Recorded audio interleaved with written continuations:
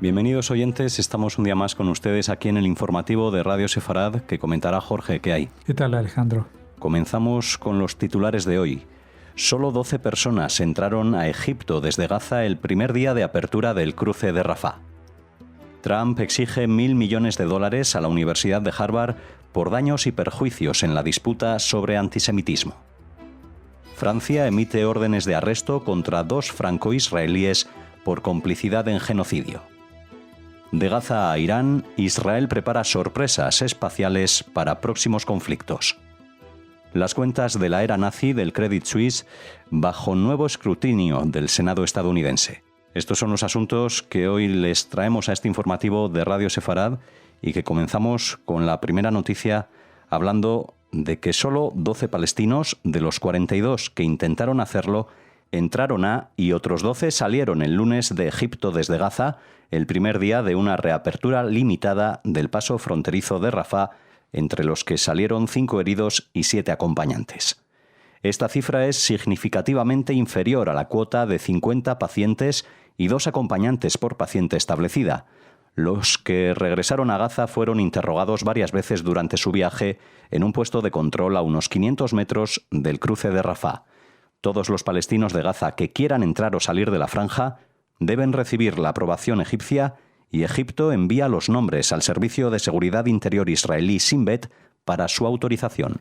Bueno, estos son los inconvenientes de la puesta en marcha de un nuevo proceso. O sea que esto, si bien el lunes, que ha sido el primer día, no ha funcionado a plena máquina, sí que se espera que lo empiece a hacer en cuestión de pocos días y que se llegue a la cifra de 50 pacientes más 2 acompañantes cada uno, 150 personas que salgan diariamente de la franja y unas 50 que regresen cada día, que ingresen en la franja. Aunque este proceso, el del ingreso en la franja de Gaza, va a ser complicado al principio porque deberán justificar la razón por la cual quieren entrar en la franja de Gaza y que no se les va a revisar mucho más si llevan algún objeto o información incluso que sea susceptible de ser una amenaza para Israel o los soldados allí estacionados. El presidente de Estados Unidos, Donald Trump, dice que su administración está pidiendo a la Universidad de Harvard una indemnización de $1.000 millones. En diciembre, la administración de Trump apeló el fallo de un juez que sostuvo que había cancelado ilegalmente más de $2.000 millones en subvenciones otorgadas a Harvard y que ya no puede cortar el financiamiento de investigaciones a esa escuela de la Ivy League.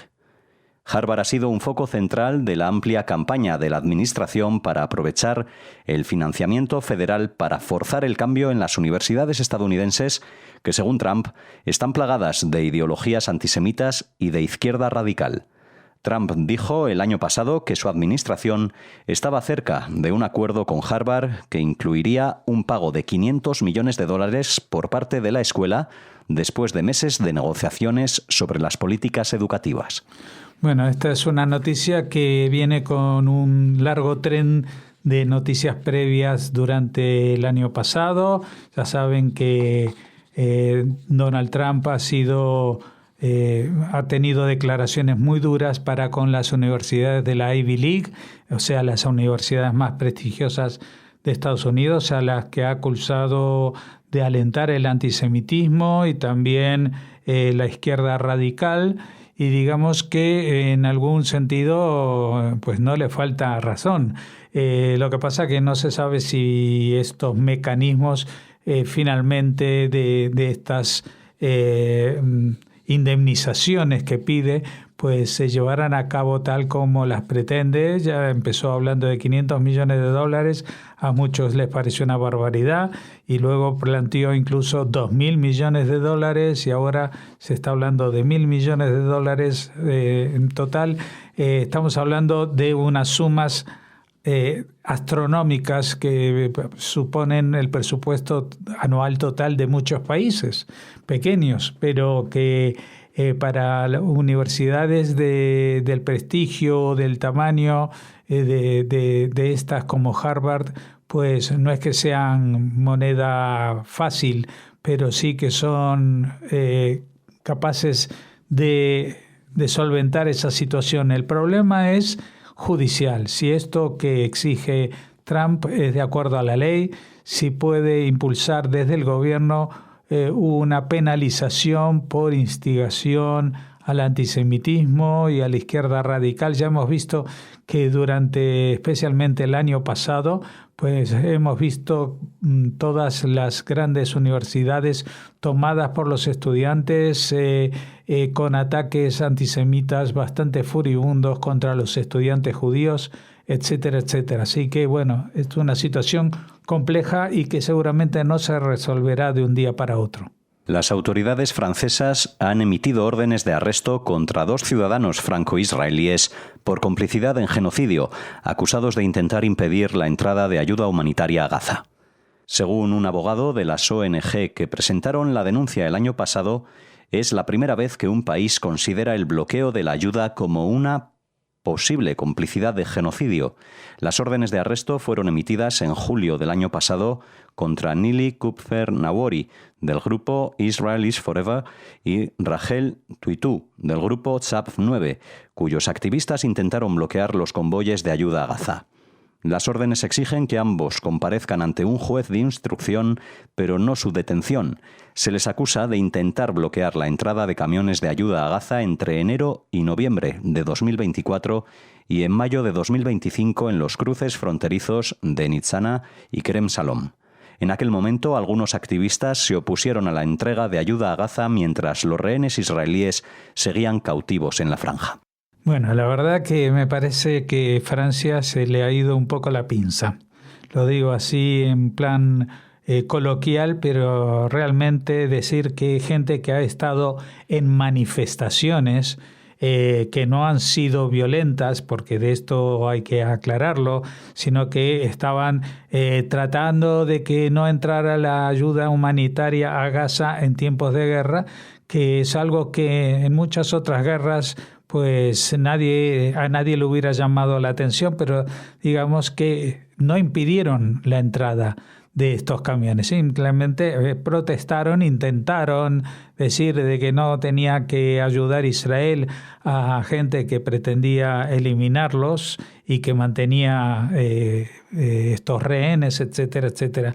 Y me parece que la denuncia de complicidad en genocidio por participar en una manifestación para que no se facilite la llegada de camiones de ayuda humanitaria, me parece que está totalmente fuera de la lógica, del lugar seguro, pero de la lógica. Yo no entiendo, me parece que esto solamente lo pueden pensar gentes que ya tienen un prejuicio establecido sobre lo que es Israel, sobre lo que se debe hacer con Israel, y en este caso que Israel merece ser culpado todos sus ciudadanos, sean cual sea sus participaciones objetivas en un posible genocidio. Aquí ninguna de estas personas ha estado cerca siquiera en contacto con alguno de los palestinos, es decir, porque se hayan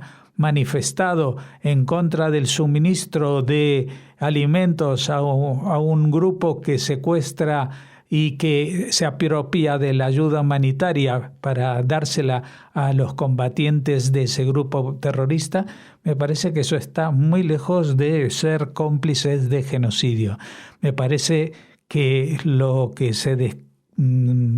se puede colegir de aquí es que las autoridades francesas a veces son cómplices de ser estúpidos a nivel de comportamiento político, social e incluso yo diría racista. Las capacidades espaciales de Israel desempeñan un papel clave en las capacidades militares estratégicas del Estado judío, y ahora la industria espacial también está avanzando hacia funciones de uso dual y comerciales. Israel está desarrollando silenciosamente nuevas capacidades espaciales diseñadas para darle al país una ventaja en la próxima guerra con Irán, dijo Avi Berger, jefe de la Oficina Espacial de la Dirección de Investigación y Desarrollo de Defensa, MAFAT en sus siglas, del Ministerio de Defensa israelí, quien señaló que las lecciones de los conflictos recientes han impulsado a Israel a acelerar la innovación en órbita. 6 meses después del ataque a Irán de Israel y Estados Unidos, las tensiones en Medio Oriente están nuevamente en su nivel más alto, impulsadas por los despliegues militares de Estados Unidos y la represión asesina de Irán contra los manifestantes. Las capacidades espaciales de Israel desempeñan un papel fundamental en la capacidad militar estratégica del Estado judío. Son un auténtico ojo en el cielo, vigilando de cerca a los enemigos de Israel desde lejos, las 24 horas del día, los 7 días de la semana. Israel incursionó por primera vez en el espacio hace 45 años para mantener una capacidad de alerta temprana a lo largo de la frontera con Egipto. Desde entonces, Israel se ha unido al prestigioso Club Espacial y es uno de los únicos 13 países con capacidad de lanzamiento autóctona. Para Israel, el lanzamiento por sí solo constituye un gran logro. Se realiza hacia el oeste en sentido contrario a la rotación de la Tierra, de modo que su trayectoria lo lleva sobre el mar Mediterráneo, evitando así territorio enemigo durante el lanzamiento. Israel no desea que la tecnología satelital, así como el lanzador, que según algunos informes lanza el misil balístico Jericó y puede colocar en órbita hasta 380 kilogramos, caiga en manos enemigas. El satélite de reconocimiento electro-óptico con capacidades avanzadas es también una proeza de ingeniería y sería una joya de la inteligencia si países como Irán lo adquirieran. Eso, por supuesto, sería un desastre para Israel. Como resultado del lanzamiento hacia el oeste, los satélites israelíes operan en órbitas retrógradas y disminuyen la capacidad de carga útil del lanzador, ya que se requiere más empuje para colocar el satélite en órbita que si se volara hacia el este. Bueno, aquí esta noticia nos habla del análisis de lo que puede llegar a pasar en un futuro próximo. Siempre se habla del desarrollo militar israelí en términos, por ejemplo, de ciberseguridad, de armas autónomas, es decir, esto de los drones y los aviones no tripulados y otros, ahora también hay barcos no tripulados, etcétera. Pero Israel ya está mirando cada vez con mayor fuerza hacia el espacio, no solamente para controlar lo que sucede en torno al país, en zonas que puedan ser declaradas enemigas, que supongan la posibilidad de un aviso temprano del lanzamiento de misiles contra territorio israelí, etcétera, etcétera, sino también avanzar incluso para llegar a tener un conocimiento mucho más amplio y autónomo, es decir, que no dependa de la buena voluntad, esto entre comillas, de otras potencias con capacidad de lanzamiento de satélites para obtener esta ventaja, digamos, de logística, ¿no? Es decir, el conocer la información de lo que está sucediendo en el momento exacto en que está sucediendo. Para eso, durante estos últimos 45 años, Israel se ha dedicado a un desarrollo autónomo y autóctono del máximo nivel, que lo ha situado entre los únicos 13 países que tienen capacidad de lanzamiento propia. No olvidemos que, por ejemplo, los satélites de España se lanzan a través de un organismo conjunto de toda la Unión Europea, no es un lanzamiento autóctono de España el que se realiza. Y también es un desafío tecnológico porque la mayoría de los satélites del mundo se lanza desde zonas, digamos, entre los trópicos y cercanas al Ecuador para que cojan más velocidad aprovechando la inercia del giro de la Tierra y se lanzan justamente hacia el este. Pero Israel tiene un problema, es que hacia el este se encuentran muchos de los países enemigos y que se podrían ver tentados o intentar al menos derribar estos satélites, y si esto llegara a pasar pues sería una gran calamidad porque esta tecnología llegaría a manos del enemigo que podría aprovecharla para un desarrollo propio. Por lo tanto, Israel lanza los satélites, es el único país del mundo en hacerlo en sentido contrario el giro, lo cual requiere de más energía en el lanzamiento. El satélite gira en el sentido retrógrado respecto al giro de la Tierra, pero esto le permite haber llegado a la órbita sin los contratiempos que podrían suceder si se lanzaran en la misma dirección que todos los satélites sobrevolando países que son enemigos del país de Israel. Una investigación del Senado de Estados Unidos encontró 890 cuentas del Credit Suisse con posibles vínculos nazis, incluidas cuentas de las SS y del Ministerio de Relaciones Exteriores de Alemania, que no habían sido reveladas anteriormente. Entre las cuentas de tiempos de guerra no reveladas anteriormente, el Ministerio de Asuntos Exteriores alemán destaca una empresa alemana de fabricación de armas y la Cruz Roja alemana. UBS, que adquirió Credit Suisse en una adquisición de emergencia en 2023, dijo el año pasado que estaba trabajando para arrojar luz sobre las cuentas vinculadas a los nazis en su antiguo competidor. Tanto UBS como Credit Suisse se disculparon y alcanzaron un acuerdo global en 1999 que puso fin a las reclamaciones y cerró la controversia. En las nuevas investigaciones surgieron también nuevos detalles sobre un plan para ayudar a los nazis a huir a Argentina. UBS acepta y lamenta profundamente que la era de la Segunda Guerra Mundial fuera un periodo oscuro en la historia de la banca suiza. Bueno, pero parece que ese periodo oscuro no solamente fue durante la Segunda Guerra Mundial, sino que ahora, investigando nuevamente, porque esto ya se había investigado y había provocado también, en cierta manera, colaborado al descalabro de Credit Suisse, que fue finalmente adquirido por su competidor directo UBS. Pues esto, digo que a pesar de que se había investigado en su momento y se habían encontrado todas miles de cuentas de los nazis, pues ahora se han encontrado 890 más, con las cuales no se contaba y que no aparecían en aquellos informes primeros, con los cuales realmente que el nombre de Credit Suisse realmente ha quedado por los suelos. No solamente que colaboró con el nazismo en la Segunda Guerra Mundial, sino que siguió ocultando esa colaboración durante los años de la posguerra y no tan lejanos en el tiempo.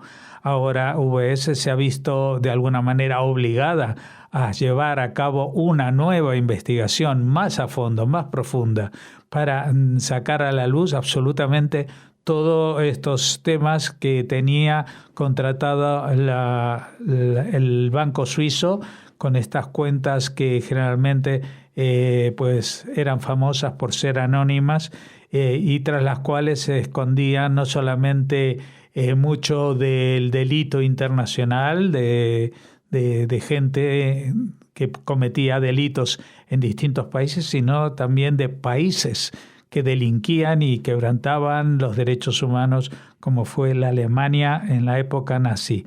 Y estamos hablando de Credit Suisse, es decir, y de UBS, que son bancos suizos que teóricamente no tenían por qué estar vinculados al régimen nazi, pero sí que se beneficiaron de ello y que luego les costó decenios reconocer lo que había pasado. Esperemos que ahora este nuevo informe y esta nueva revisión a cargo de UBS acabe con todas esas cuentas oscuras que ya no son opacas, sino que son de un negro terrible que se mantiene no solamente sobre el pasado de lo que fue Alemania, sino también sobre el pasado de la propia Suiza. Con este comentario nos despedimos de todos ustedes aquí en el informativo de Radio Sefarad. Les esperamos mañana con más noticias.